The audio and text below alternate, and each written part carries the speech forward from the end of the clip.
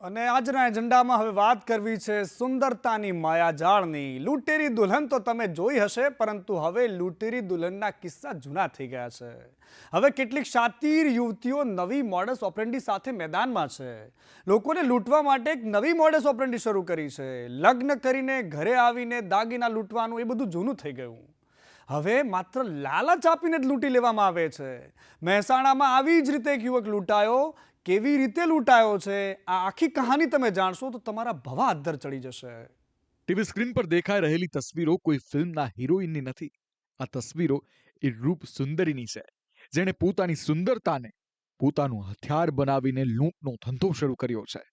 આ યુવતીએ એક યુવક સાથે કુલ 80 લાખની ઠગાઈ કરી છે અને અનેક લોકો સાથે તેને ઠગાઈ આચરી હોય તેવી શક્યતાઓ છે. મુંબઈમાં રહેલી આ યુવતી પોતાનું નામ પૂજા બતાવે છે, જે સોશિયલ મીડિયામાં રીતસરના બકરા શોધે છે. બકરા એવા કે જેમની પાસે પૈસા હોય, જે તેની સુંદરતા પર મોહી ગયા હોય, અને લોકો પણ તેની જાળમાં ફસાય છે તેની સુંદરતાના કારણે. પછી શરૂ થાય છે તેનો અસલી ખેલ. યુવતી ફેંકે છે સુંદરતાની માયાજાળ. મહેસાણામાં રહેતા એક યુવકે આ યુવતી સામે ફરિયાદ નોંધાવી છે કે તેને આ યુવતીએ છેતર્યો છે. યુવતીએ પહેલા સોશિયલ મીડિયાથી તેની સાથે મિત્રતા કેળવી હતી અને યુવકને લગ્નની લાલચ આપી આ યુવતીએ ઠગાઈ કરી. એ પણ 1 કે 2 લાખની નહીં, પરંતુ યુવતીએ યુવક પાસેથી 80 લાખ ખંખેરી લીધા. હા, કે હું કુંવારી છું, આપણે તમારે પૈસા આવી જશે તો આપણે મુંબઈમાં એક ઘર લઈશું. બસ તમારે કે પૈસા આવી જશે તો તમે બોમ્બેમાં એક સારું એવું ઘર લેજો, તો પછી આપણે જોડે રહીશું. બસ મારા સર ટોટલ 80 લાખ ગયા છે. સાહેબે મને એવું કીધું કે તમારા અત્યારે 11 લાખ જેવા હોલ્ડ થયા છે. 11 લાખ 80 લાખમાંથી 11 લાખ ખાલી હોલ્ડ થયા છે.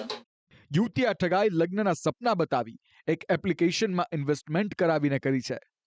પૂજાએ આ યુવકને મોબાઈલમાં એક સેમ્કો એપ ડાઉનલોડ કરાવી હતી, જેમાં રૂપિયા કમાવવાની લાલચ આપવામાં આવતી, જેની મદદથી યુવતીએ યુવકને જુદા જુદા એકાઉન્ટમાં પૈસા નંખાવ્યા હતા, જેમાં પહેલા યુવતીએ થોડા ઘણા પૈસા ઉપાડવા દીધા અને બાદમાં રૂપિયા ઉપાડવા ન દીધા. આમ કુલ મળીને 80 લાખની ઠગાઈ આચરી નાખી.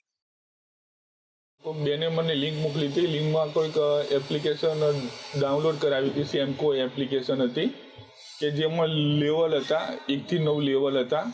તો લેવલમાં પહેલા લેવલે 3% મળતા હતા પૈસા, બીજા લેવલે 5%, 7%, 10%, 12%, 15%, 20%, 25% એ પ્રમાણે પૈસા મળતા હતા. તો એમાં જે હું પૈસા કરતો તો એમાં મને વ્યાજનું વ્યાજ, ચક્રવૃદ્ધિ વ્યાજ પૈસા થઈને અંદર મારા વોલેટમાં અંદર પૈસા બતાવતા હતા. મને કંપનીએ 2-3 વખત પૈસા વિડ્રો કરવા દીધા. 2-3 વખત પૈસા વિડ્રો કરવા દીધા. પછી પાછળથી 4થા લેવલે ના પાડી કે તમે બધા લેવલ કમ્પ્લીટ કરો તો તમે પૈસા વિડ્રો કરી શકશો.